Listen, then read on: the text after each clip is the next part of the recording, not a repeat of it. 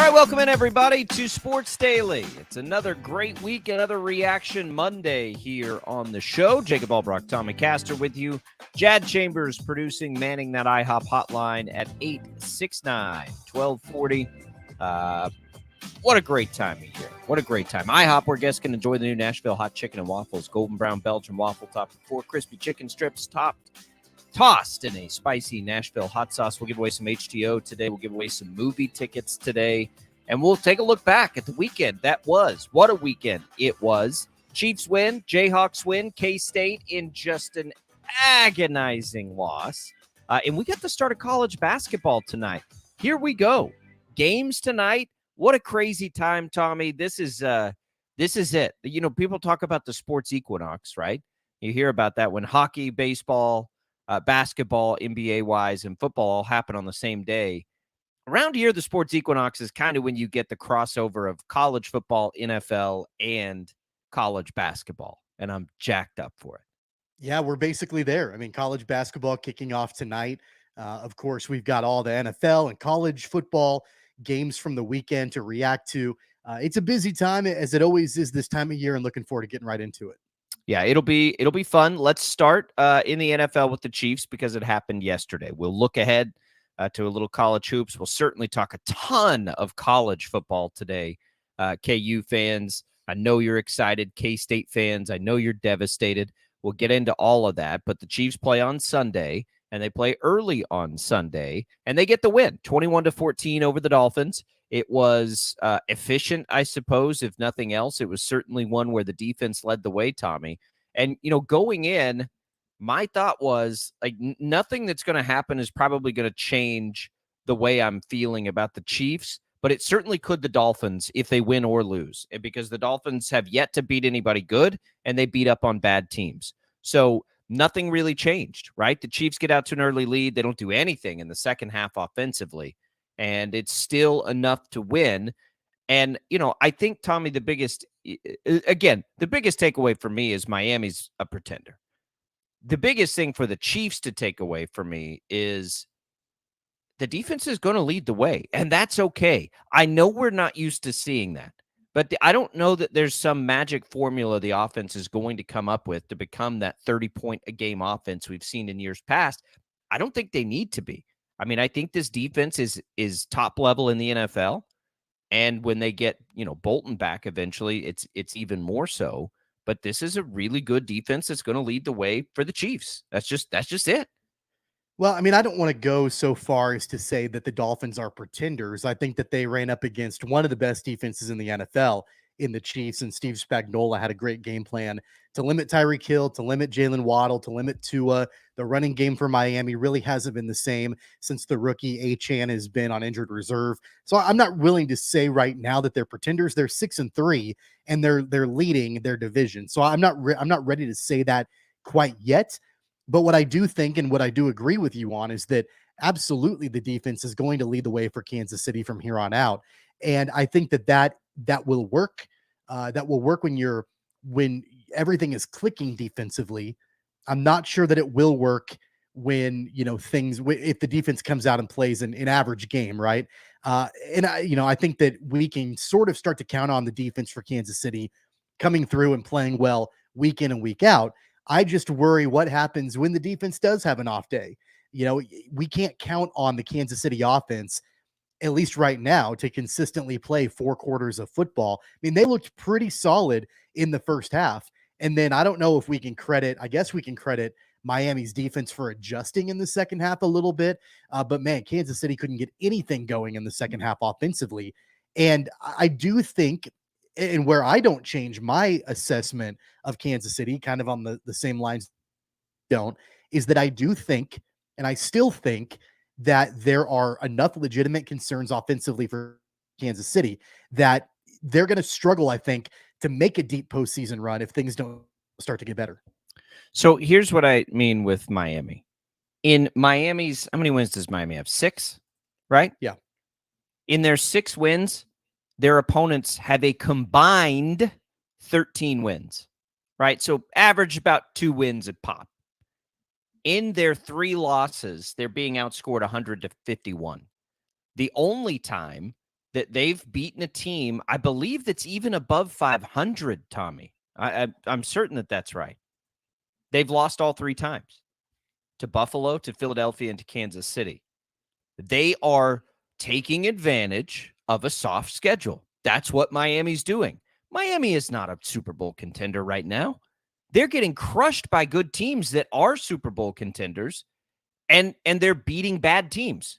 They're doing exactly what they're supposed to do. Look, but I don't think that you can, discount them or discredit them for playing a soft schedule. I think it is what it is. I'm not. You take no, it. I'm not You take advantage discrediting of it. that.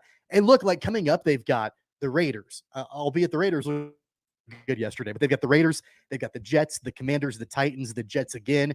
So if they can, I don't know, they're going to pile up. They're going to pile up a lot of wins. Pile up a lot of wins. They've got a pretty tough final 3-game stretch against the Cowboys, the Ravens, and the Bills. So I mean, what are we suggesting? If the trends continue and they have 6 losses, they don't get to play every game in Miami, and they're not winning a Super Bowl.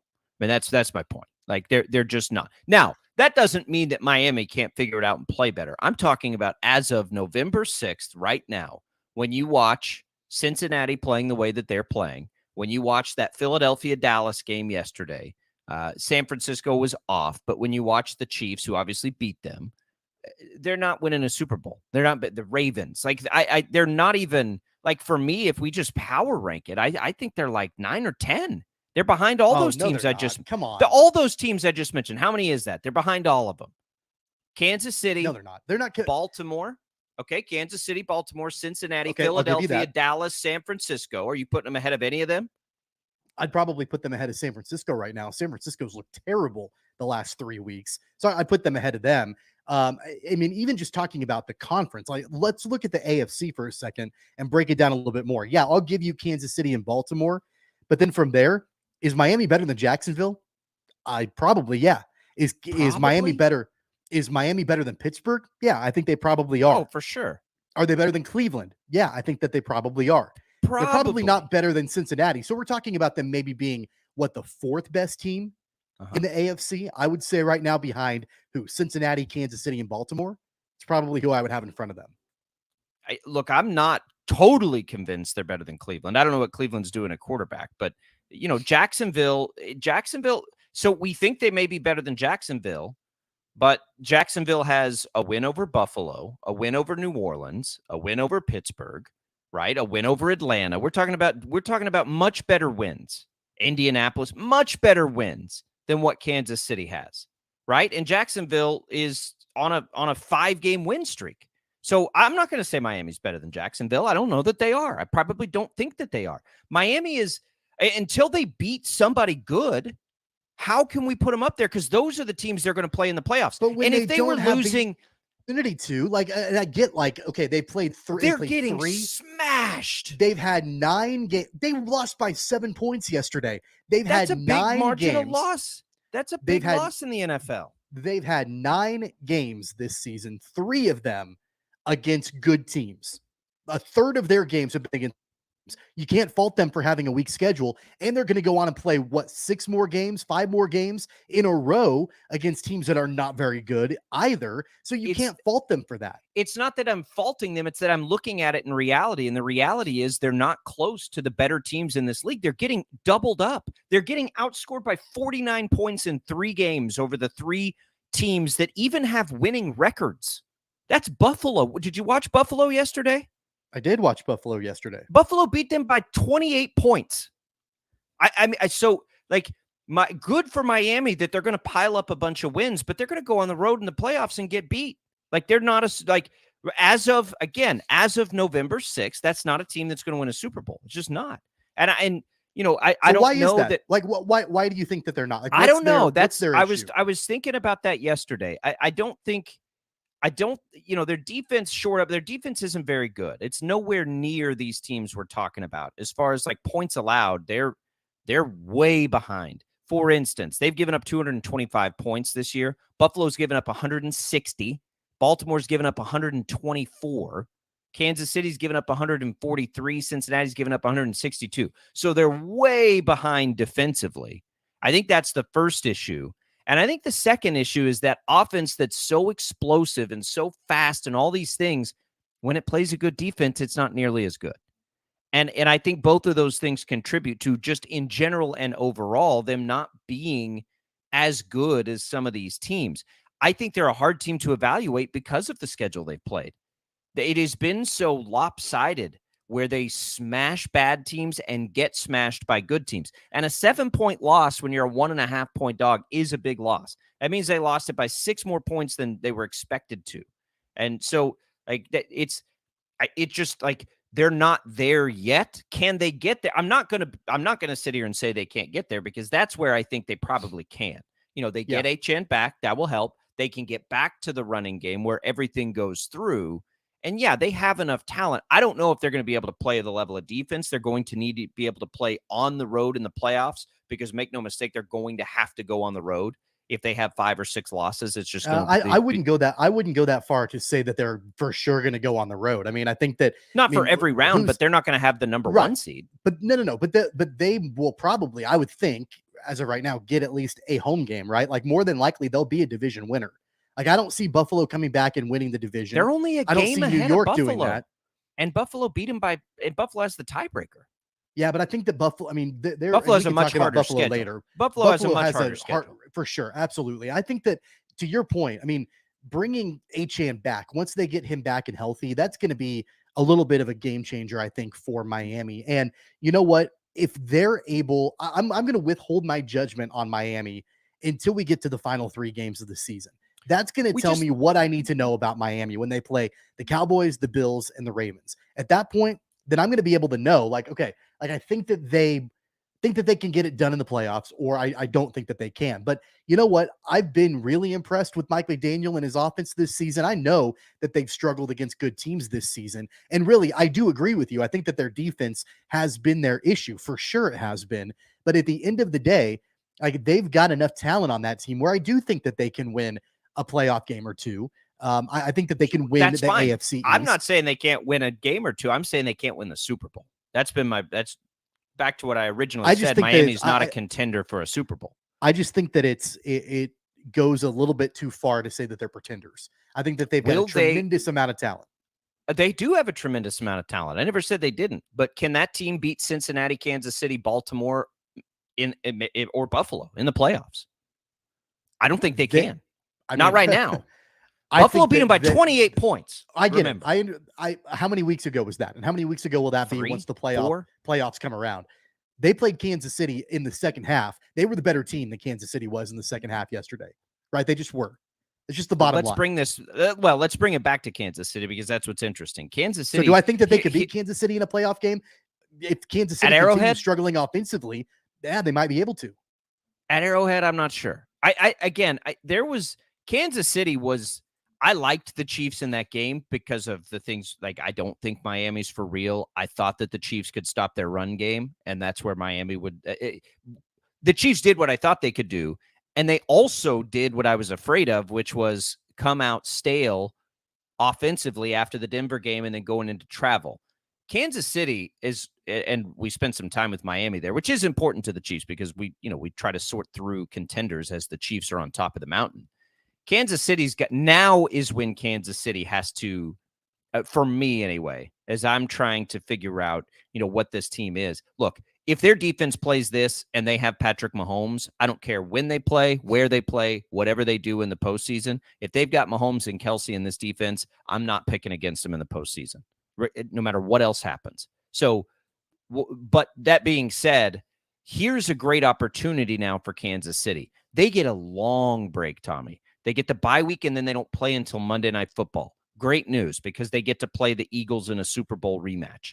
They've got a chance here to settle down, get healthy, get fresh, do some different things, work some different things into practice, try to make some adjustments to the offense. This is a pretty critical stretch, I think, for the offense of this team. You've got your opportunity to now.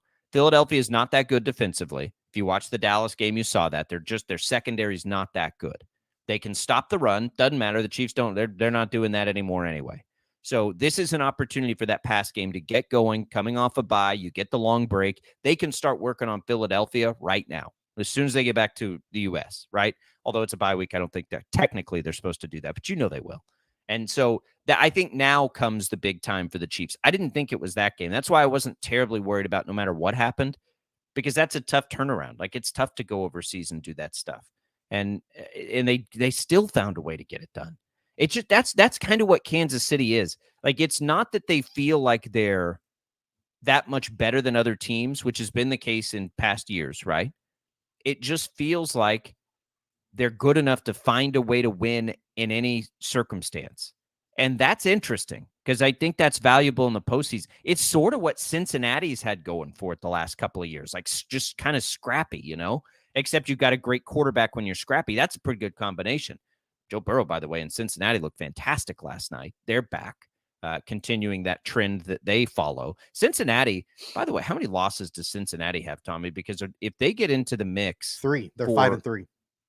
They're going to be real pesky and I know Baltimore's looking fantastic. I still like Cincinnati more than Baltimore. If Cincinnati finds a way to get home field, watch out. Watch out. They look really good and they're finding a rhythm. The way they defended Buffalo yesterday was pretty dang impressive. Those games against Baltimore, that's it. Why? How does Cincinnati come out so slow every year? And well, of course, dealing with the health of Joe Burrow, I think was, number one, to start the season for Cincinnati. If I'm power ranking right now, the AFC, I'm probably going to go Baltimore number 1. Like, they're probably the best team in the conference. They look the most impressive in the AFC right now. I'd probably put them at number 1. I might, even put Cincinnati at number 2. Maybe, I don't know. I can maybe sub them out with Kansas City, but here's the thing. The offense looks really good for Cincinnati, and Lou Anarumo has gotten that defense playing really well too. Like you mentioned, they defended Buffalo really, really well last night.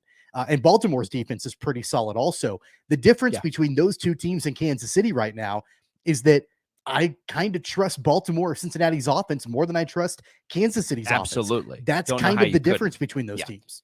It is. I think if we're just looking like at results and these things, yes, I think you'd still put Kansas City over Cincinnati at 2, but you'd put Baltimore 1 because they're not just beating people. They're beating people by massive margins, and they're beating good teams. They beat Seattle by 34. They beat Detroit by 32, right? They're winning games against good teams by really big margins lately. So I'm with you on that. This is why my whole point was I'm not going to worry about Kansas City. Again, say it again. If they've got that defense and they've got Mahomes and Kelsey, I'm not picking against them in the postseason. There's no chance that I will, because they've just been there and done it too long. How many times did we see Tom Brady do this? Right? If Mahomes is the next closest thing to Brady, and I think that he is, as far as like whatever that it factor is, I think Mahomes is like an arm talent and physical skills are even better. But whatever that thing is that makes Brady the GOAT that nobody can really define, right? Whatever that was, Mahomes, I think, is the closest thing to it we have. And if he's got Kelsey and they've got that defense, I'm not picking against them in the postseason. No chance. Here's my concern. We just talked for several minutes about concerns. I have lots of concerns. About how Miami's defense is not very good. And they're not. They've given up a lot of points this season. They still held Patrick Mahomes to under 200 yards passing yesterday. I know. Right? It's a concern. That may not be, credit due to Miami necessarily, and more just it's not good offensively for Kansas City. Their leading receiver yesterday was Noah Gray. Noah Gray led the team in receiving yards. There's not, I feel like a broken record. There's not a true number 1 receiver. There's not anybody that is raising their hand and saying, all right, let's go and do it. Let's make it happen.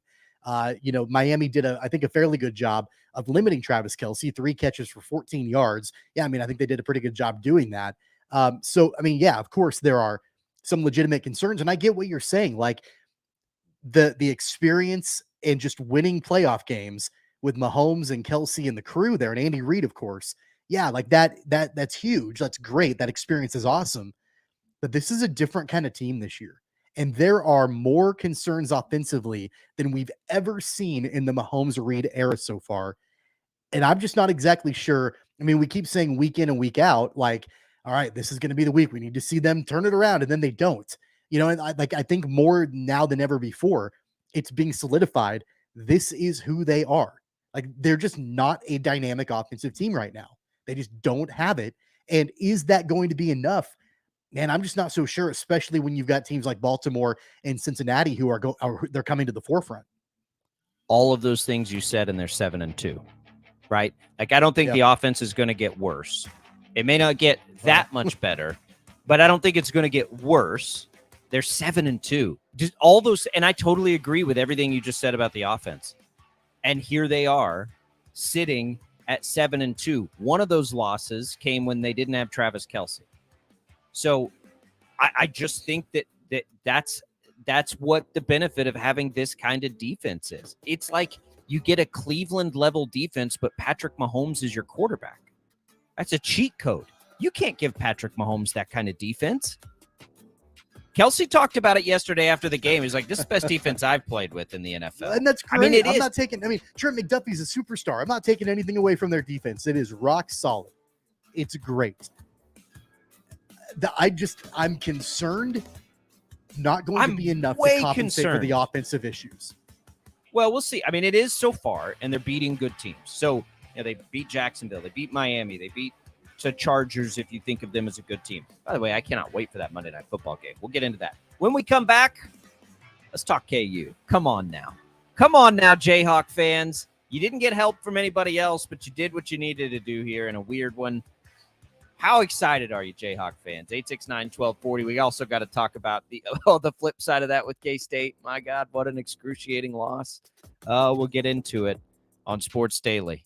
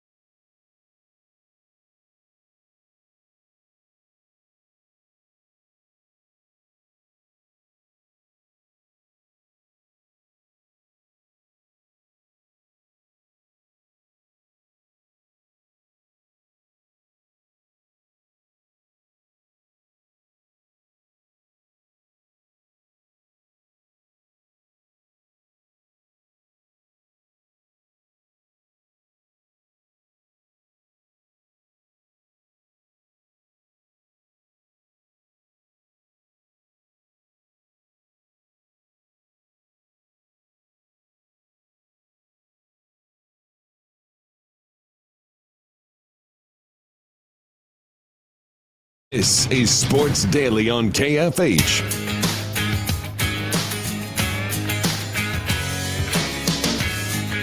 All right, so you heard that promo there right before we came back on. Let's get that IHOP hotline going right now at 869-1240 IHOP from now through Sunday, November 26th. Kids 12 and under can eat free with the purchase of an adult entree. So get it ready. Here's the IHOP hotline. Let's give away some of those movie tickets. You heard it there. The Hunger Games, The Ballad of Songbirds and Snakes. We'll get you a chance for a pair of tickets to a sneak peek on Thursday, November 16th, Boulevard Theaters in Town West Square. Our first caller right now to that IHOP hotline will go see the new Hunger Games movie early on us. Good luck, everybody. Welcome back into Sports Daily. Jacob Albracht, Tommy Castor here. Glad to be here with you. KU, we'll start with KU. They got the win in college football, so we'll start there. K-State fans will get to the Wildcats as we come back after this segment. Tommy, that was awesome. You know, they go on the road, they get it done. It was consistent. I thought that Jason Bean, and look, this may be revisionist. It looked to me like Jason Bean made more good throws in that game than he's ever made in any game. And I could be misstating there, and I'm obviously not going to remember every single game that he's played because he's played a ton. But as I'm watching it and watching some of those throws, I was just like, man, like he is dropping dimes in this game. So much different than what we saw a week ago, like where he was under 50% and it was mistakes and they sort of won despite him. He was dealing yesterday and made big plays, and I thought he looked really good. Well, shout out to Andy Kotelnicki, the offensive coordinator for the Jayhawks, because I think he set up Jason Bean in a way that we've not seen him do, with Jason Bean starting at quarterback for the Jayhawks this season. I mean, you know, you have to go look at his stat line to understand exactly what I'm talking about. I mean, he threw for almost 300 yards, but only completed 14 passes. So, I mean, there were big shot plays throughout the course of this game that were definitely, I think, advantageous for the Jayhawks offense. And so, you know, I think that for all the grief that Jason Bean has gotten over the course of, you know, his time starting for the Jayhawks, I mean, there's no doubt about it. That was his best showing offensively that we've seen so far. I thought so too. And again, there could be games where his stats were, you know, gaudier or those kinds of things. That's just like a 2-hour eyes because Iowa State stopped. I mean, they didn't let Kansas run the ball. If Kansas doesn't have a big game from Jason Bean, they don't win that game. And, you know, the defense continues to do nice things. Another good performance by them, which you knew they would have to have that on the road as well. But it was, you know, it was Bean when they had to have him making plays when they couldn't run the ball. I mean, in Ames at night, all of those things, that was just a really, really impressive win. And I'm really happy for KU. They don't, though, Tommy, get all the help that they need, unfortunately. Like their path to a Big 12 championship game is still tough because, you know, they've got to overcome basically the two teams that have beaten them. So they need either Texas or Oklahoma State to lose twice, and then they have to win out.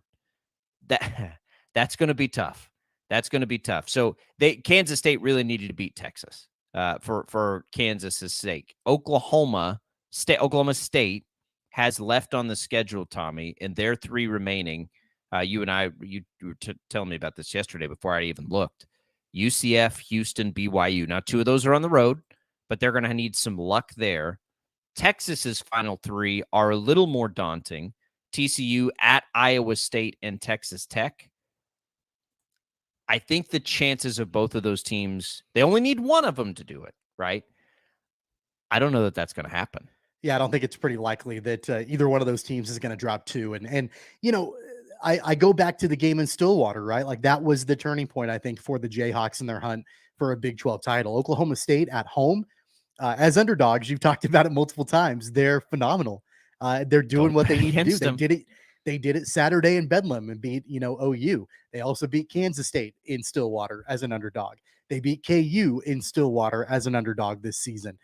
So I think you can point back to that particular game for the Jayhawks as being the game that really turned the tide, I think, as far as their hunt for a Big 12 title. That being said, though, even though it's going to be difficult for KU to find their way into the Big 12 championship, because of what you just laid out there.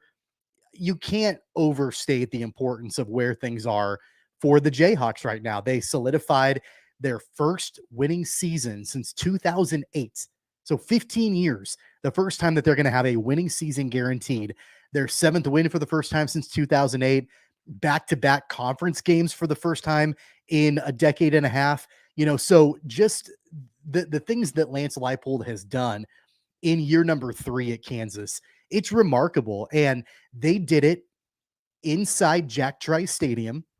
And 2 years ago in Lance Leipold's first game, or first season, when they went to Iowa State, they lost like 59-7. And 2 years later, they go on the road to Ames and they beat the Cyclones. So just the remarkable turnaround, everything that we've talked about multiple times about what he's brought to the program, absolutely the truth. And, even though they may be on the outside looking in for a Big 12 championship, again, like what they've been able to do this season is remarkable. And you never know. They could get lucky, and somebody could lose. Here's the other thing about KU, though, that gets you excited. They've got to win out to get there. It's a really dangerous week this week to play Texas Tech before the Sunflower Showdown. Tech's not bad. Tech is certainly a team that can beat you. That Kansas State game becomes the game of your season. And, I don't – Kansas State in Kansas, it's going to be pretty close to a pick'em, probably. I would still guess that Kansas State gets a point or two, but it's going to be pretty close to a pick'em. It's right there, and that's what's, if you're talking about, you still want to try to get to a Big 12 championship game, but that's unlikely. So it really is like this season will become about that Sunflower Showdown game.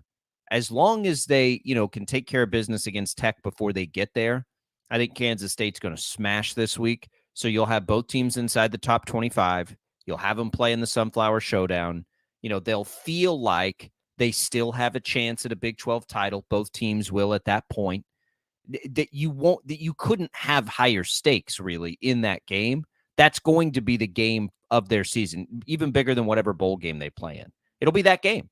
And that's really exciting to think about, but you don't want to think too much about it now because you do still have to get a win over Texas Tech, who will be, I believe, coming off of a bye, right? Did Tech play last week? I don't believe, no, they did not. I think the big question that I have. Oh, they did. They played that weird. They didn't play TCU on Thursday. Yeah, it was a Thursday on Thursday. Game. Yeah. I think the big question that I have moving forward for the final 3 games of the regular season and then even the bowl game for the Jayhawks, and we can ask Sharius a lot of this in our next hour, is what do they do with Jason Bean and Jalen Daniels? If Jalen Daniels can go, like, do you just ride with Jason Bean moving forward? No. I mean, we've seen him. I think Leipold made that clear last week. If Daniels is ready, he's the starter. But if he can't fly to Ames, Tommy, because they rode the bus. If he can't ride a bus, if he can't travel a long distance, because I assume his back is bad, I just don't think I think it's a waste of time wondering about when he'll come back. It's not even necessary at this point. His back's messed up. That's the only, and we'll ask Sharius at 10 o'clock. I think his back's just messed up. So I look, if you're not good enough to travel health-wise, I don't know how you're ever going to play better than what we saw out of Bean. That's the other thing too. Right. But Lance Leipold's made it clear, like if he's good to go, he's going to be the starter. And I don't disagree with that sentiment either, because the other part of it, Tommy, let's be real. You want him to come back next year. Like you want to do everything you can to make sure he comes back next year. So you're going to want to, because you don't have Jason Bean next year. Exactly. All right, let's take a quick break so we've got some time with K-State. We will get back to KU. We have Sharius Slaughter coming up at the top of the hour. So we'll take this break. We'll come back. Congratulations to Scott for winning those movie tickets. We'll have some HGO coming up in hour number 2. So keep that IOP hotline handy. We'll talk Wildcats next on Sports Daily.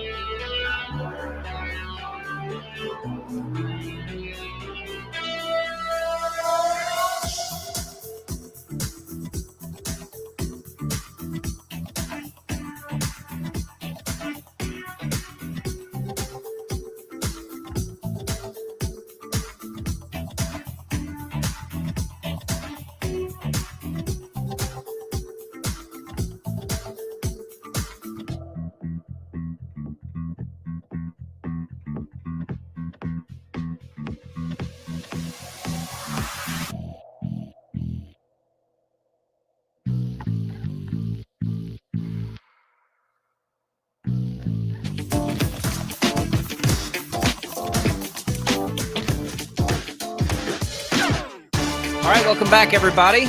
Sports Daily here. Jacob Albracht, Tommy Castor. Let's talk about K-State, Tommy. Oh, boy. A lot of different things to talk about there. I didn't think there would be any chance they would, sort of be in that down 27-7. And then they come back. And the kicking game really let them down. And they lose in overtime. Chris Kleiman choosing to go for it on fourth down near the goal line rather than kick a field goal extending overtime. Let's work backwards and talk about that decision. Number one, good for them for doing that. Will Howard was great. Avery Johnson is not playing right now, which is interesting. We can talk about that later in the week, but Will Howard was great. They had a chance to win it. I had absolutely, and I made sure to tweet it before the play happened that I loved the decision to go for it.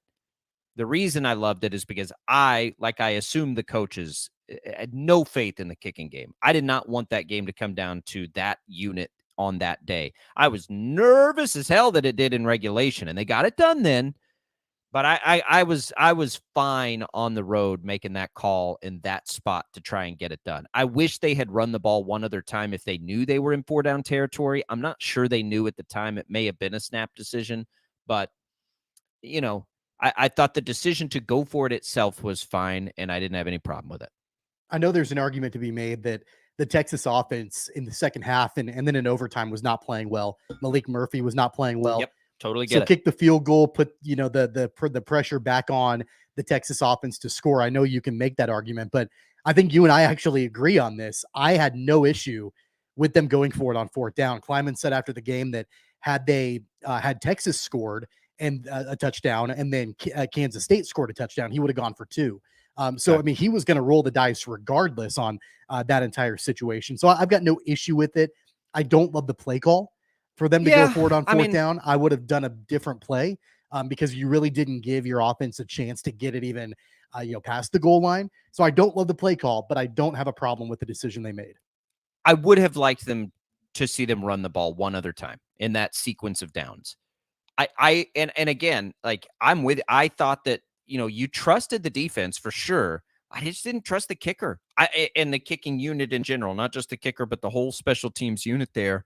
And that's a basket case scenario. And you just there's no way. And if I'm Kleiman, I'm letting that game end because we screwed Right. up another short field goal attempt. Well, and think about it this way too, and I know I'm oversimplifying everything, but Kansas State, the special teams unit, left 4 points on the board, and the margin was 3. Like I know. they missed, they had the botched extra point, and then the pull left field goal at the end, towards the end of the game. It shouldn't have been in overtime. It shouldn't have been in overtime. Absolutely. Even if they just make the extra point, that game's not going overtime. And so that's devastating. That is devastating. And that's why I would not have let them. I would not put the game. And I know they had to at the end of regulation. They didn't have a choice. But I would not have put that overtime situation in the hands of that unit, because they just, you got to let those guys get out of there and regroup and refresh. Like you're thinking about that stuff.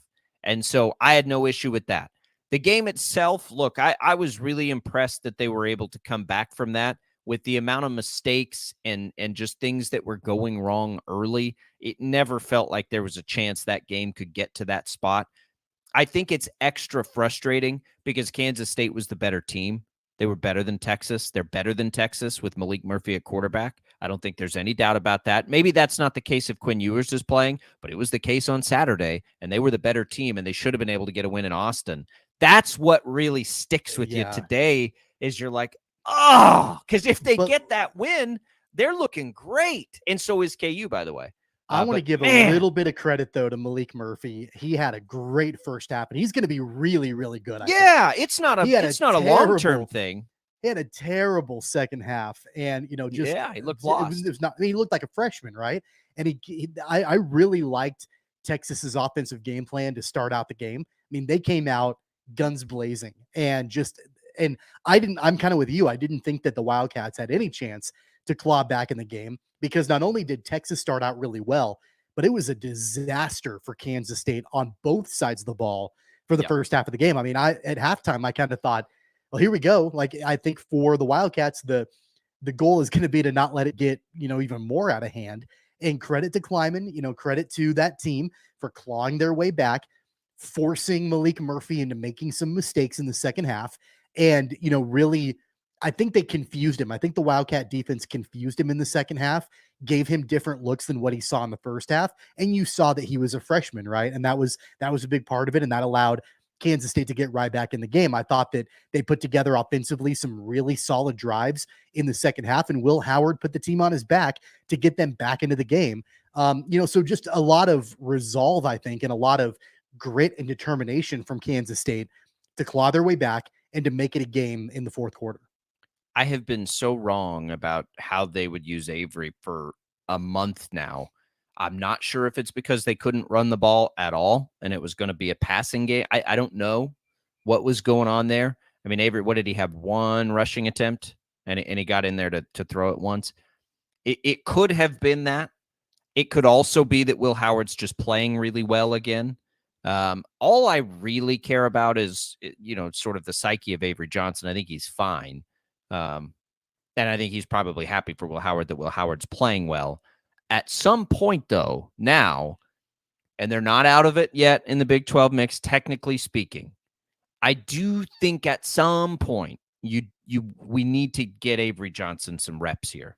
Like if it comes into like the regular season finale and they don't have a chance to get into the Big 12 championship game, like and into the bowl game, I would like to see Avery Johnson's reps go back up. I'm not because sure you do have to think about the future a little bit. Yeah, I'm not sure that's going to happen, and I'm not sure that's even really the right thing to do. I understand planning for the future, but Avery's gotten into multiple games this season and has gotten a good amount of reps and has played really well in that time. If they don't have the chance, as long as they don't have it, but they do have a chance right now. So it's a moot point right now. But if you get into the finale and you can't get into the Big 12 championship game, then just go back to giving him some series, right? Let him, and what I think we'd want to see at that point is, and then let him throw the ball down the field. And then really just turn him loose, passing the ball. He doesn't need to start the game or do anything like that, but give him 3-4 series in a game and let him throw it around a little bit. But again, we think way too much about that because Avery's from here and he's a tantalizing player, and I get all of that. We talk and think way too much about that. And don't forget about Texas Tech either. That's always on the table. Like if that sort of thing plays itself out, I'm sure it would be a quick trigger to get to Avery. But right now, Will Howard's playing really well, and I cannot believe they got back in that game, and then I cannot believe they lost that game. And, man, that is as tough a loss as I can remember for K-State. They've had a couple of those this year. They've had some tough ones, and it's a good team, and they'll be there in the end. They'll be fine. They stay inside the top 25, I believe.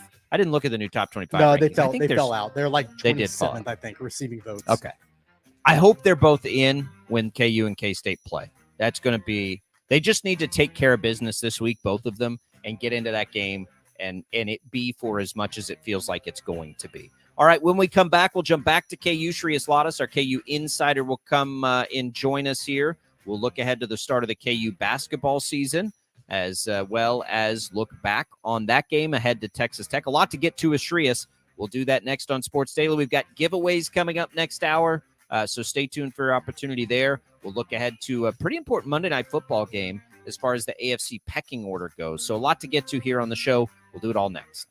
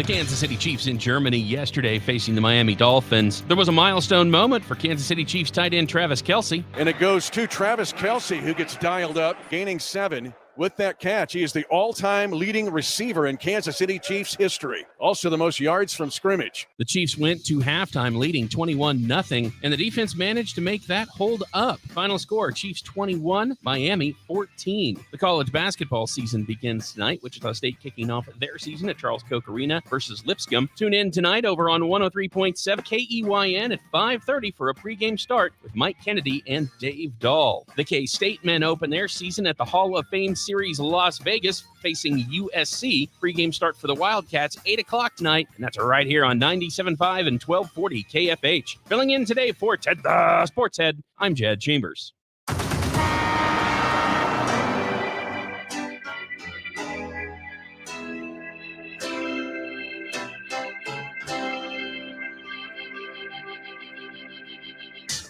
Jacob Albracht, Tommy Castor. This is Sports Daily on Wichita's #1 sports radio, 97.5 and 1240 KFH. It's that time, Sports Daily, getting all the inside information on the Kansas Jayhawks. Let's go now to the KU football and basketball beat writer from the Kansas City Star, Shreyas Latta. All right, welcome back in, everybody, to another hour of Sports Daily. We get Shreyas Latta here, our KU insider, as we get ready to begin the KU basketball season tonight against North Carolina Central. We're coming off of a massive football win. Shreyas, how are you this morning? I'm good. How are you guys? We're good. We're good. Look, KU didn't get any help this weekend. Let's start with football. They didn't get any help. The chances to play in a Big 12 title game are not amazing, but man, that was a big-time win, and the buzz is building for a couple of weeks from now. That was a pretty big-time win for KU on Saturday. 100%. I think this was just a big step in the right direction for the program, in the sense that, you want them to have another big win after following up a huge win, or having a previous big win against Oklahoma. Lance is talking about how the program and Kansas as a whole hasn't necessarily always done that. They won in Ames, did what they haven't done since 2008, came out with a W, and just really impressive overall. When you look at what happened the last time that the Jayhawks went to Ames, Iowa, played Iowa State in what was Lance Leipold's first season, and they just get blown out of the water. I think the final score is 59-7. What a turnaround in just 2 years to be able to go back to Ames after dark. We know how difficult it is to play in that stadium when the sun goes down, and they beat the Cyclones. What does that tell you about just overall the way that the culture has changed and the way that program is built under Leipold? Well, Leipold is a miracle worker, honestly, to be quite frank. He's just been really, really great overall, in the sense of being above, I think, like everybody, what they expected for Kansas season. I was high on them with 9 wins, and I think they could hit 10. This culture and this team has really bought in. They've taken a big step forward in defense. They've done a tremendous job. And they've just been great, honestly, overall. Well, he's got what amazes me is he hasn't had the Big 12 Player of the Year this year, basically, and they've still done this. Jalen Daniels does not travel with the team. Is that because his back doesn't allow him to travel, or what did you make of that development over the weekend? Yeah, he mentioned that the medical staff had kind of advised him not to travel 4 hours on the bus trip.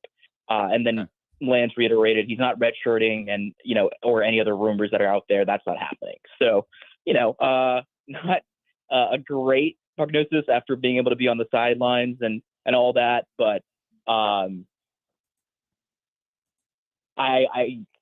not sure what to make of it, honestly. What do you make, though, of Jason Bean and, the way that he performed on Saturday? Of course, the game against Oklahoma, we talked about it last week, about how it almost seemed like there were, different situations where the Jayhawks kind of compensated for a couple of the bad decisions that Jason Bean made in the big win against Oklahoma. Didn't always make the best throws or make the best decisions. But against Iowa State, I mean, he looked awesome and threw the ball for almost 300 yards. I thought that Andy Kotelnicki put him in some really great situations for some big shot plays, especially the big touchdown pass to Lawrence Arnold. What'd you take away overall from what Jason Bean did on Saturday? He was phenomenal. He was really, really good. Overall, I was really impressed with him in the sense that, he didn't really make any mistakes. He was pinpointing his passes. He stepped in the pocket when needed. He probably played his best game in a Jayhawk uniform against a tough team in Iowa State in a tough road environment. I thought so. I thought he made some of the biggest throws, if nothing else. I mean, that was some of those throws from him. Like we think back to a week ago, and he didn't look good throwing the ball. He made some elite level passes there. What do you think for him is the key to finding that more often than, finding games where he throw for less than 50% and do all the things they did 2 weeks ago? Like what is that for him to find what he had in Ames consistently? I think it's just building his confidence, right? He's a confidence-based quarterback. If you let him kind of get into his groove, it seems like he builds on that throughout the game. And the key thing for him is just playing to his strength, using him in the run game when they can, short intermediate passes until they can get the deep ball going a little bit in the second half. I've noticed that a lot. Just overall, I think with him is making sure he's in tune with the play calling and, happy and focused on the sideline. Lance has talked about his demeanor really improving the last year. I think he just is so tough on himself, and I think confidence is a big thing. How do you feel about the overall development of Brian Borland's defense with the Jayhawks? It's been, I think, a running point of contention a little bit, I think, over the last couple of years about how, it almost seems like the defense is kind of has been thought of as the Achilles heel of this Jayhawks team, but they play really decent, especially on Saturday. And I know that they were up against a freshman quarterback in Rocco Becht with Iowa State, but how do you feel overall about the way that they've developed? Honestly, I was impressed with them. They have been way better than everyone expected after, the gambling scandal. And they, I think, have done a tremendous job of making the most of a tough spot that they were in. I mean, they were right there in the Big 12 race. They still kind of are. They're not going to win a Big 12 title, but they could finish top 5. And, props to Iowa State. They've been a lot better than everyone thought they were going to be, and they were a tough team for KU to beat, and they were right there in the game until the very last minute. How likely or unlikely is it that KU can get what they need to play in that Big 12? We have it as like on a little meter thing, like you might see on a hot take show. We have it as like very unlikely that KU is going to be able to get a chance to play in the Big 12 title game with what they need to happen. Yeah. I think it's really tough because you're basically relying on Texas losing 2 or OU losing or OSU losing 2 and then Kansas winning out. It's a lot of just like ifs and buts and a lot of, if this happens, that happens, props to Kansas for getting to this point. You look back and you really want that OSU loss back if you're a Jayhawks fan, but it's just, I think, a little unrealistic at this point. But hey, crazier things have happened. What's the latest, Shrees, on Mello Dotson? Back-to-back weeks with a pick 6 for him. That pass that he intercepted in the Iowa State game, not a great ball thrown by Rocco Becht, but still a pretty impressive interception for him, and then took it back to the house, then got injured later in the game. Do we know any updates on him? I know Coach Leipold will talk a little bit later on, I think today, right? Isn't it his media availability today? Do we know anything more about Mello? Yeah, he said he tweeted out after the game, "We good." So I think that's a positive thing. And Lance said didn't really divulge too much into it. He just kind of said, "We hope to have him back soon." All right, let's switch to hoops. North Carolina Central. I'm not going to ask you to break down North Carolina Central for us, Shrees, but I do want to know from KU's perspective. I don't think this preseason has gone the way that we might have liked and hoped. So what do we need to see tonight that will sort of wash that out of our mouths a little bit as we're officially starting the regular season? These games now start to count. You want to see better defense. You want continuity on the defensive end. Better against ball screens. You want Kansas to show more on the perimeter shooting side, to do a lot more there. I think it's so big that Kansas does not have another one of these really rough shooting nights, because I think it could be an issue all season. I kind of talked about it in my bold predictions. You want to see a little better chemistry than they've shown, thus far. And I think those are the couple of things. And you want to see them blow out this team, because they're like 306th rank, I think, in Ken Palm. Sharius, do you think it's fair to say, I brought this up, I think last week, basketball program. Do you think it's fair to say that outside of DeJuan Harris and Hunter Dickinson, this team, it's going to take a little bit of time for them to figure out exactly what it's expected of them to do? I mean, the way that I kind of see it is that DeJuan Harris knows that he's going to be the point guard and the floor general, and what his job is. He's a veteran in doing that. That doesn't change. Hunter Dickinson is the big. We know what his role is going to be, and that's kind of set. But then KJ Adams is going to be expected to play kind of a different role than what he's played the last couple of seasons. Same thing with Kevin McCullough. He might have to be a little bit more of a scorer this year than what he was a year ago. And then who knows what's going to happen at the shooting guard position. Do you think it's fair to say that it's going to take a little bit of time for this team to kind of figure out exactly what their roles are? Yeah, I think it's going to take some time, but I think Kevin knows his role. I've said it before, but I think he's the best player on this team, and he looked like the best player on this team in preseason play. He's confident. He looks like he's kind of broken through the second year of being at Kansas.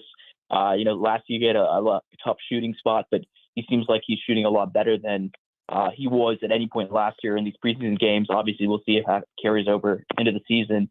But just overall, I think, there will be some weird role things, I think, with Marco Jackson and Jamar McDowell, some of the young guys, Johnny Furphy. But, like you said, DeJuan is a fit role. Dickinson's a fit role. I think Kevin McCullough knows this role. KJ is going to be, I think it depends on the game kind of role. And then whoever the fifth starter is, I'm curious to see who that ends up being. I have a theory here. Sharius Lotta joining us, our KU insider, football, basketball beat writer at the KC Star. We talk about roles. I think DeJuan Harris's role needs to be a little different.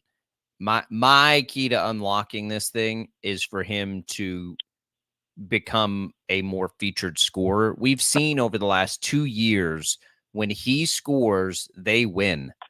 And I just it seems like there's an opportunity, and not just an opportunity, but a need for him to do that. I think that's going to be the key for them, is trying to get him to a consistent double-digit every game score. 100%. I don't know about double digits, but you need to be having him shoot at least 3 threes a game with this KU team on the spacing that they need. I think they need him to be aggressive, like you said. I think they need him to be going out there and looking to score when there isn't an opportunity to score with anybody else on the court. And I think they need him and KJ to really be better. KJ took a big step offensively. They need KJ to continue that from last year, and they need DeJuan to be aggressive, like you said. 10 points a game. That's what I want. 10 points a game. Think we can get there? I think so. I don't think that's out of the realm of possibility. I just think, for him, it's just about shifting the focus. He's such a willing passer and willing, person to give up the ball that I don't think he thinks about scoring as much as everybody else does. So I think I don't either, but they win when he scores. Like it's a crazy, I don't remember it now. We talked about it all year last year. Like when he scores, they win. Yeah, it makes sense though, right? It puts so much less pressure on everybody else to score. It puts less pressure on Kevin McCullough and Hunter Dickinson and whoever the other starter is to score, and KJ, et cetera, to score, because they now have another perimeter shooting threat if DeJuan decides to shoot the ball a little more, and it is such a tremendous key for this Kansas team, especially this year, because I think scoring will be through Hunter Dickinson. They played through him a lot, with him being down low. But Kevin McCullough is going to have to take a big step up in usage with Grady and Jalen Wilson gone to the NBA. And, you need KJ to kind of play the game that he plays, where he scores anything within 6 feet, and you hope he has a jumper. So DeJuan's role in this team is definitely going to be, obviously, main thing will be point guard, but you want him to shoot 2-3 threes a game, and ideally make 1.5 3 a game at least, 2 threes a game, something like that, because KU's perimeter shooting, I think, is going to be bumpy all season. All right, Shreyas, what do you guys have coming up at the Star this week? As it's obviously you'll have KU basketball coverage tonight, and then looking ahead to Texas Tech. Yeah, I'll have a lot of that, and I'll have my film breakdown that comes out every Wednesday morning with former KU quarterback Carter Stanley breaking down what Kansas needs to do to beat Texas Tech, and it'll be a fun week with a lot of crossover coverage, and college basketball season's finally here. I'm hyped.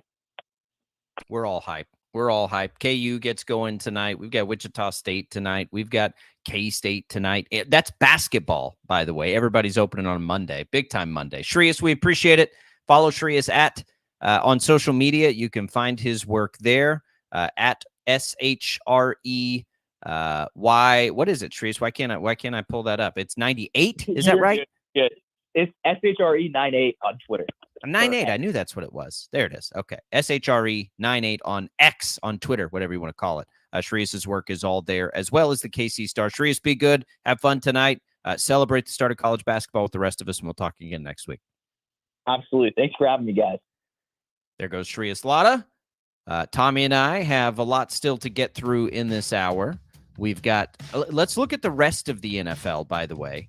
Because it was nuts. We'll look ahead to those games. There's KU for you. Wichita State, K-State both also get opening tonight. And we've got a big Monday Night Football game. I don't know what we're supposed to do. How can we watch all these things at one time? We'll give it a shot. We'll give it our best effort tonight as well. On the way out here, let's give away some HTO. So between now and November 26th, by the way, you can get 30% off of the homebrew tea bags and Pelican, all the Pelican coolers and cups and stuff. 30% off. And we'll also get you in there with a free tea and a free Brewhouse coffee for our first caller right now on that IHOP hotline, 869-1240. You can get the tea at Wichita West, Easton, and Derby. You can get the coffee at Wichita East and Derby. Good luck, everybody. First caller during the break here. Jad will get us a winner. We'll come back. More football and a little more college basketball coming up as we get through this Monday on Sports Daily.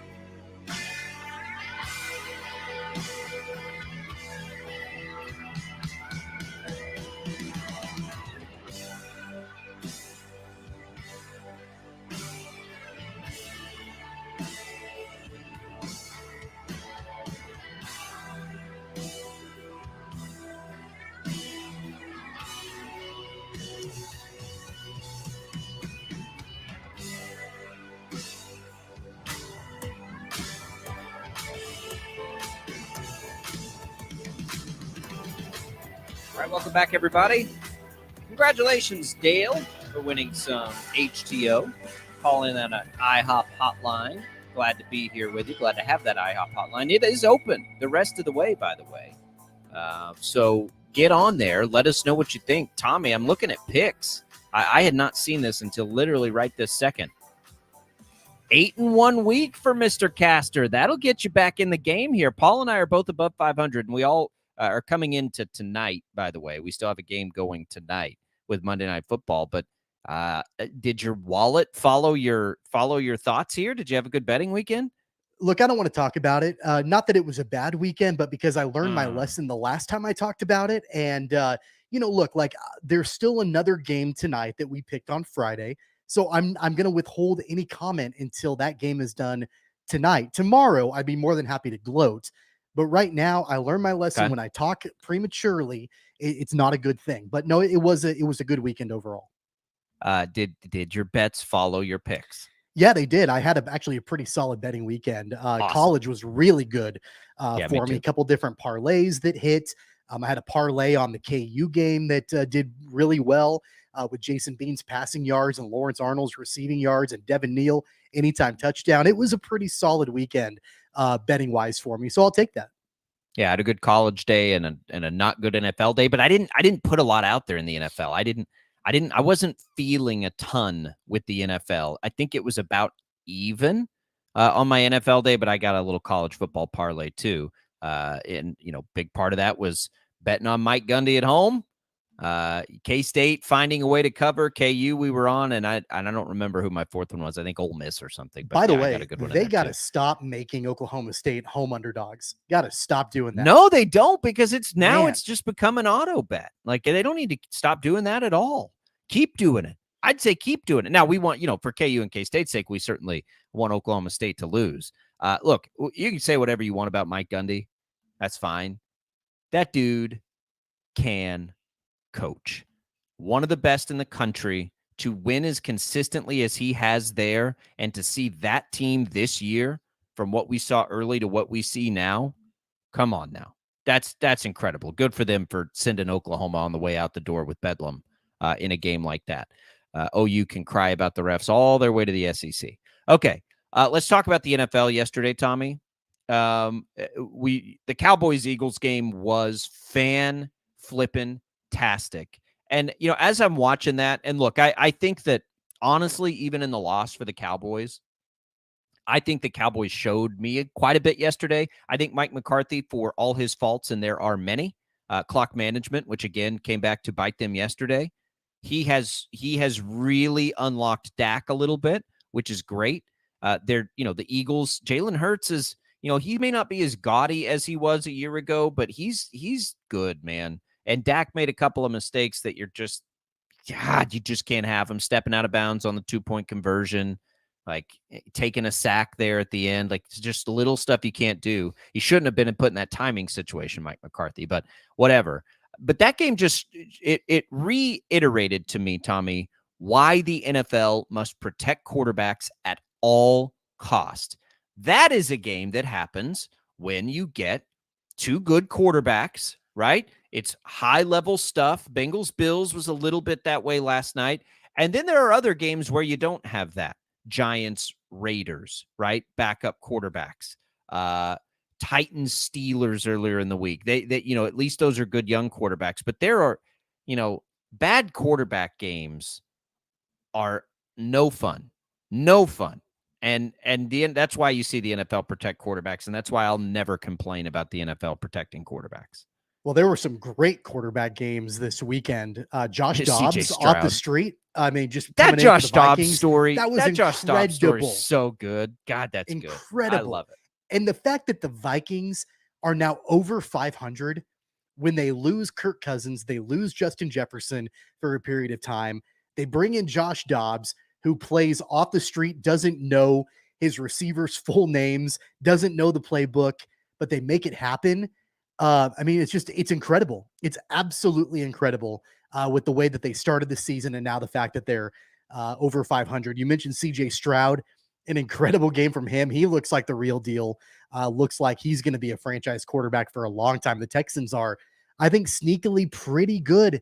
I'm not sure that they're a contender right now, but I think that they can go in and they can play spoiler and they can be pretty solid as the season goes on. There were some really good quarterback games. And going back to you talking about the Cowboys and the Eagles, I thought Dak Prescott had a good game. I thought he looked pretty solid for the most part. There were some those 2 mistakes late. There were a couple of mistakes there, but man, like I watched him and I thought, man, I get why I get why he is in the position that he's in. He's not a perfect quarterback.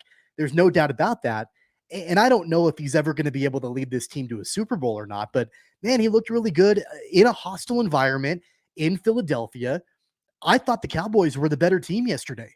I did too. Exactly what I thought. And that's what was so interesting coming out of it. And I've said all year, like, I don't see it from the Cowboys. I don't see their path. And their defense has to get back, and that Diggs injury has really, really hurt them.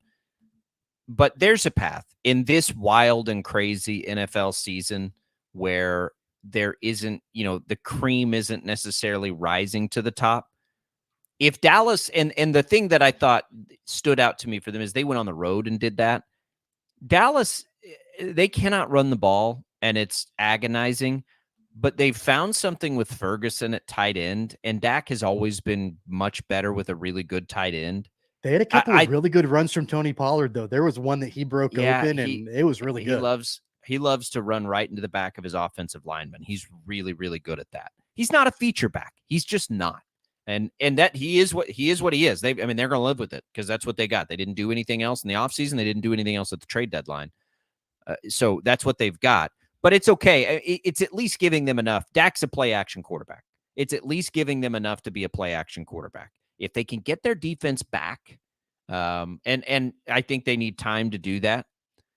I think that I don't know why you wouldn't give them a chance. I think I've changed on that a little bit. San Francisco's struggles have helped, but Dallas can beat Philadelphia in the playoffs. Can they beat San Francisco in the playoffs? We'll see. San Francisco crushed them, but Dallas has dud games. I don't know. Clock management, man. I can't. God, it's just agonizing. Yeah, that was not good. The lack of urgency that Mike McCarthy had towards the end of that always. Game, they should have had a lot more time to be able to make something happen. Unbelievable. Offensively, that wasn't good. That being said, though, again, like I don't want to be perceived as a Mike McCarthy apologist because I'm not. I thought overall it was pretty good. Like I just that part of it wasn't great. That crucial. That part of it has been the reason they've lost in the postseason. I think it's pretty clear to see the play calling is significantly better than it was a year ago. I am a hater, but I did give credit. He has found he has helped Dak find it, and that he deserves credit for that, for sure. Somebody else needs to be in his ear and tell him what to do with clock management. Like, okay, Mike, here's what we do. Let's go fast. We're down. We're going to need points here. Let's go fast to give our team a chance to actually win this game and not put pressure on. That's what we're going to want to do here, Mike. Okay, ready, go. Like somebody's got to be in his ear. Like, what are we doing here? Come on now. Anyway, we don't need to spend that much time on the Cowboys. The Bengals, obviously, Tommy. Well, the Bengals and the Ravens are the big winners of the week, I thought. And give Philadelphia some credit, too. But it's the Bengals and the Ravens, I thought, showed us the most this week, don't you think? More than the Chiefs, obviously, even though the Chiefs showed us a lot. I think it's those two teams that really did a nice job. You mentioned the Vikings. Winning in Atlanta that way with Dobbs is really impressive. I wish that Jefferson was healthy. Like, I hope that Jefferson's able to come back, and I hope that we get a chance to see this offense at full strength with Dobbs, because there's no question the defense is playing better. I do think that they, could they be good enough to hang with the Lions with Dobbs at quarterback? Not without Jefferson, but with Jefferson? I mean, maybe.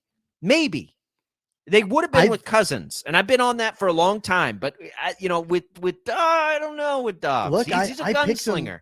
I picked him to win that division at the beginning of the season. Now, obviously, things are significantly different with the way the team is built.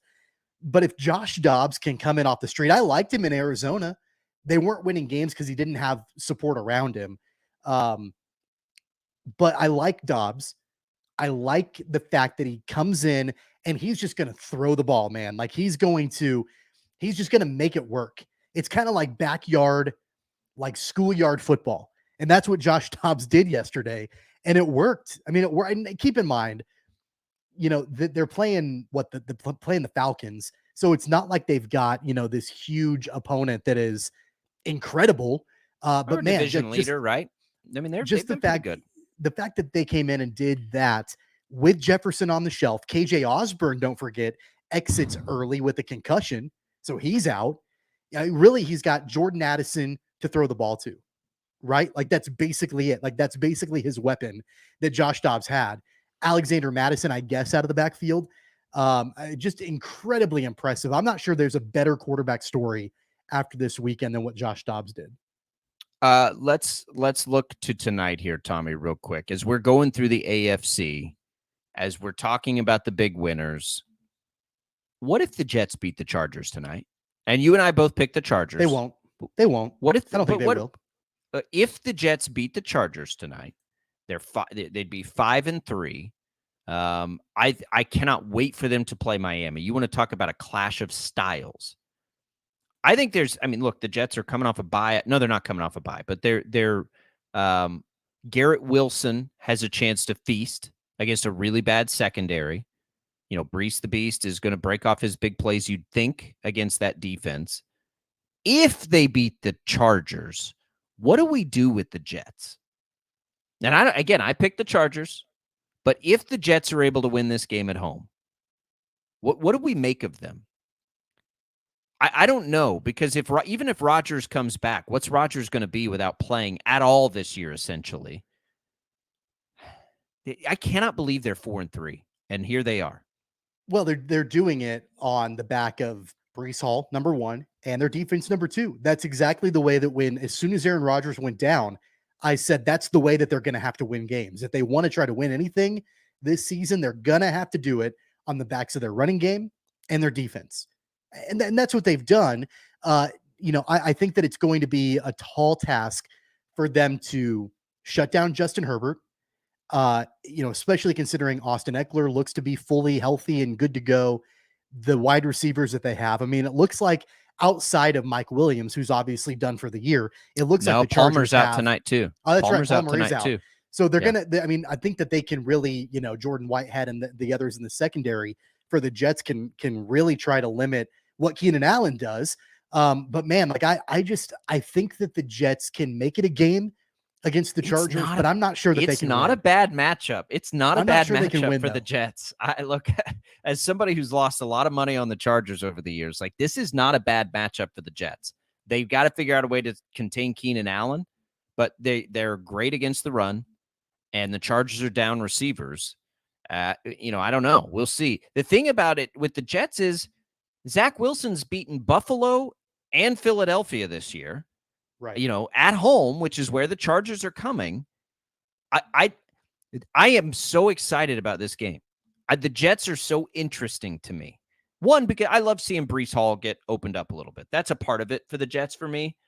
I just they're such an interesting team. I didn't think there was any way they'd be 4-3. I didn't know if they'd be 4-3 with Aaron Rodgers at quarterback, Tommy. That's the thing. Their schedule was so brutal out of the gates. We wondered, if we were saying things like, what if they're 4-3? What if they're 2-4 out of the gates with Aaron Rodgers based on their schedule? And here they sit, and, things don't get easy down the stretch, but it's interesting to me because for Cleveland, as an example, we're like, oh man, Cleveland's defense, they can win with that defense. And Cleveland doesn't have Nick Chubb. If Cleveland can win and be a contender, I think I like the Jets more than I like Cleveland. They're both deficient at quarterback. The Jets have Breece Hall with that defense and Garrett Wilson. And Garrett Wilson's a stud, man. You just got to give him a chance. Can you imagine the Jets if they had actually gotten a trade for Devontae Adams like they wanted to? If the Raiders had actually moved Devontae Adams, but to have Zach Wilson throw into Garrett Wilson and Devontae Adams, I saw that report and I'm like, but what are you going to do? You have those two guys, and it's just at that point you're getting Devontae Adams for when Aaron Rodgers comes back. But you've got those two receivers and Zach Wilson throwing it to him, and I'm just like, how is that going to what would that have looked like? And that would have been wild to see. Can we talk about the Raiders for a second? I mean, of course, they're playing the Giants, and Daniel Jones, they fear he tore his ACL and he's out for the year, and that sucks. And Tommy DeVito comes in as the quarterback and can't really do a whole lot. So I understand all of that. But after the week that the Raiders had, firing Josh McDaniels, and then we actually story about what happened, and Yeah. it was crazier than the fake was circling around earlier this week. I mean, it seems like that locker room hated McDaniels and wanted him out of there so badly. And then all they do is go out and absolutely demolish the Giants. I'm not saying that the Raiders are all of a sudden the real deal, but what I am saying is that this looks like the start of the rebuild for the Raiders, and they might be further along than what we think. Well, their roster still has some talent on it. I mean, that was always the confusing thing about the Raiders. I don't know how their ownership missed that badly on McDaniels. You literally the same thing has happened. History is repeating itself with not just him, but another Patriots assistant, right? Like, leave those guys in New England. So what ownership group is going to hire a Patriot after everything we've seen? You've got Vrabel, who's a star coach. And am I forgetting anybody? Like, that's it. Yeah, I mean, it didn't work with Bill O'Brien long-term in Houston. Didn't work with Matt Patricia in Detroit. And there's a number of coaches that it has not worked for. Let's look. There is an article at CBSSports.com. Joe Judge, Patricia, McDaniels, Romeo Crennel, Eric Mangini. Brian Daboll. He's in that tree. Brian Daboll's in that tree. Al Groh. What happened with Al Groh? I don't even know what happened. I don't even remember Al Groh. Saban. That's not really the same thing, right? Brian Flores. He was under 500 over 30 games. And then Bill O'Brien. I think you've got to take. Did Vrabel actually coach for Belichick, though? I'm not sure that he did. I don't know if he did. He obviously played under him, but I don't know if he actually coached under him. Daboll would be the one. And how good do you feel about Daboll right now, by the way? Not great. Yeah. Let's look here. He, as a coach, because now I'm curious about that.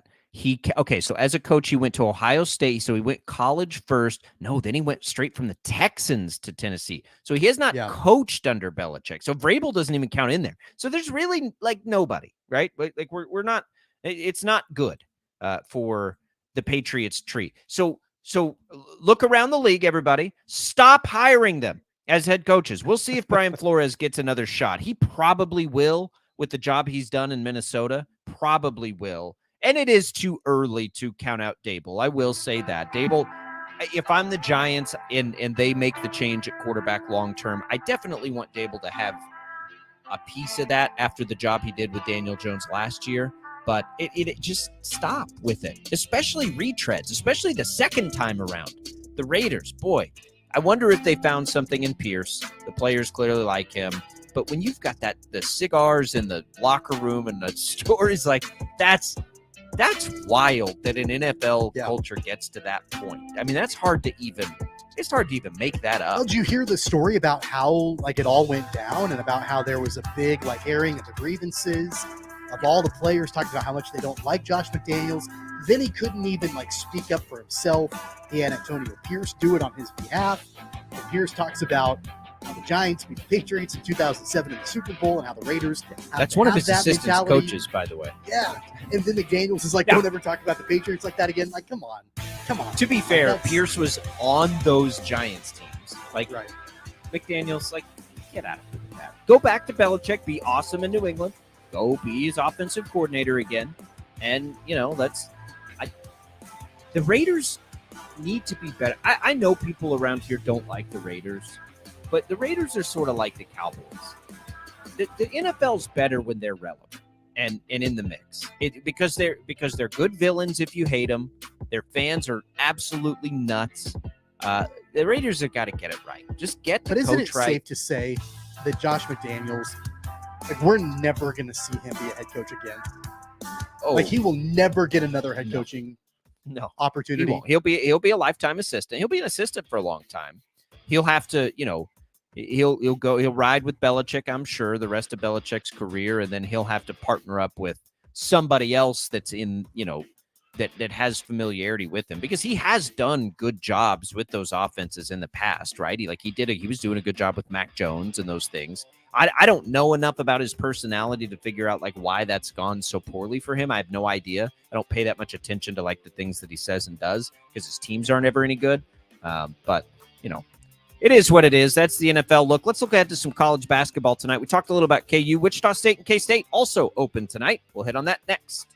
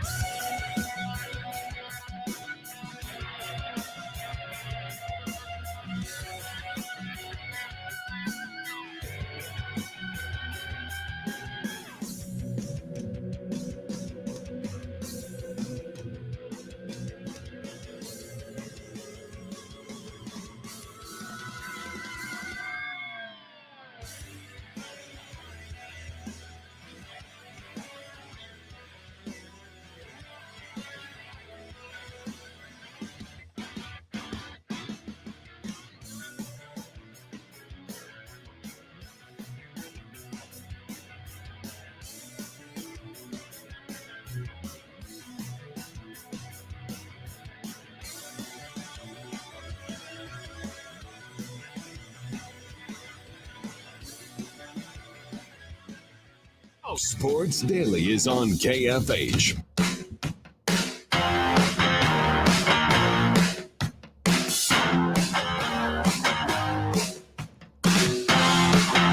All right, so the watching tonight is going to be intense. You've got, but it's a little staggered for us, Tommy. So you've got KU and Wichita State, which will cross over to some degree. Wichita State goes at 6:30. Pregame coverage begins at 5:30 over on KEYN.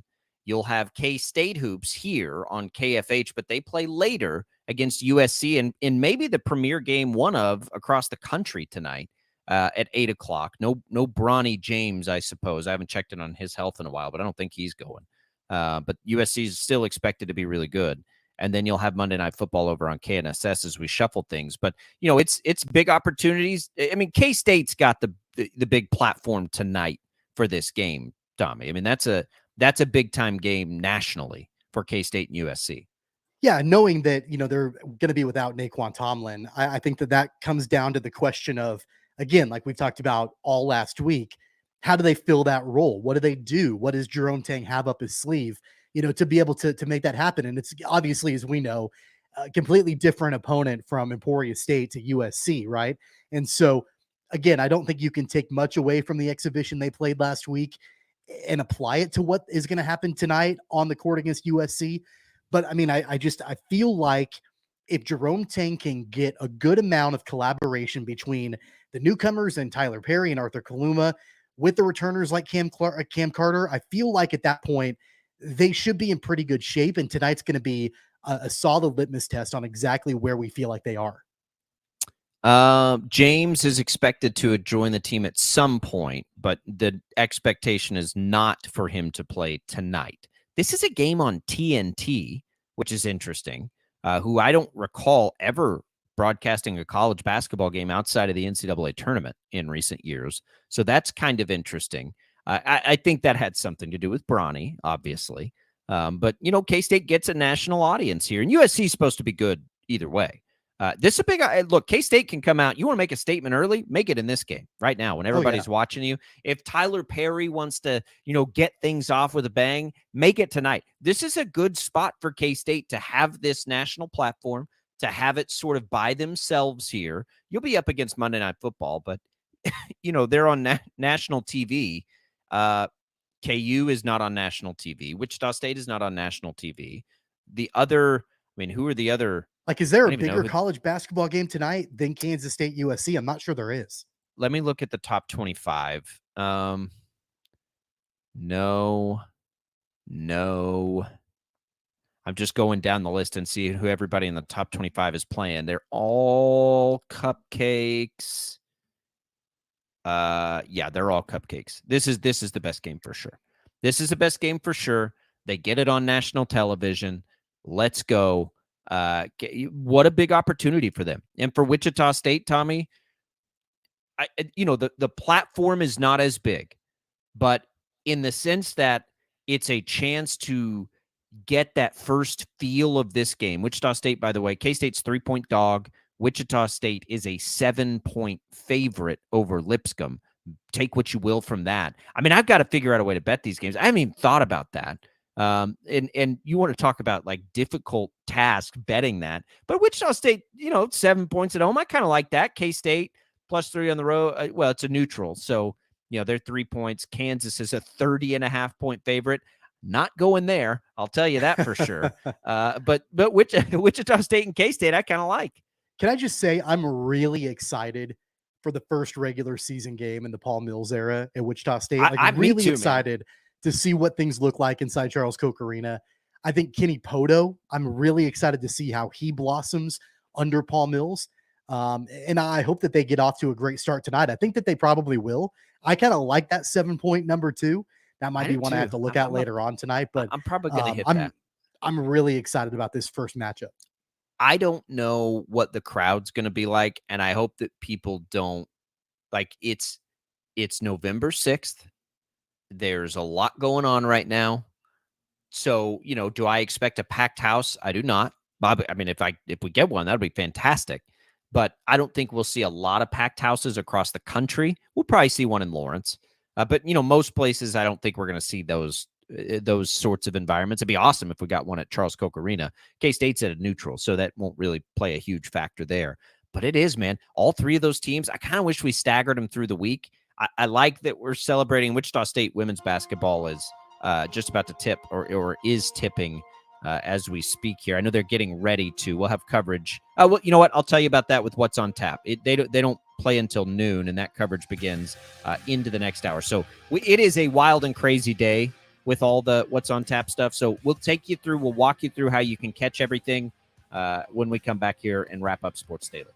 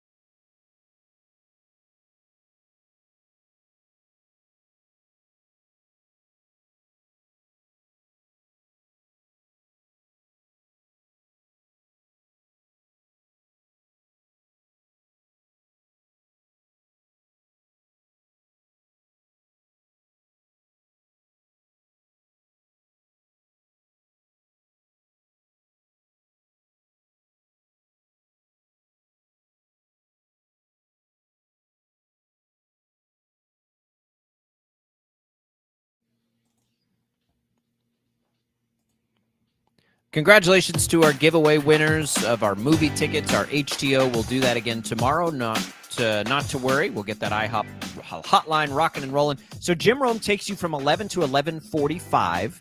That's when pregame coverage on KFH begins for the Shocker women at OU. The Wichita State men coverage begins at 5:30 over on KEYN, your home for Shocker hoops. Then we get Monday Night Football on KNSS tonight, 98.7 FM, 1330 AM, Chargers Jets. And then K-State hoops tonight, our first basketball game here as the home of the Wildcats, taking on USC. All kinds of stuff. Thanks, everybody, for tuning in. We're going to have some fun tomorrow. Dan Israel will join us. We'll get reaction to all these basketball games. Here we go. It's hoop season. For Tommy and Jad, I'm Jacob. We'll see you then.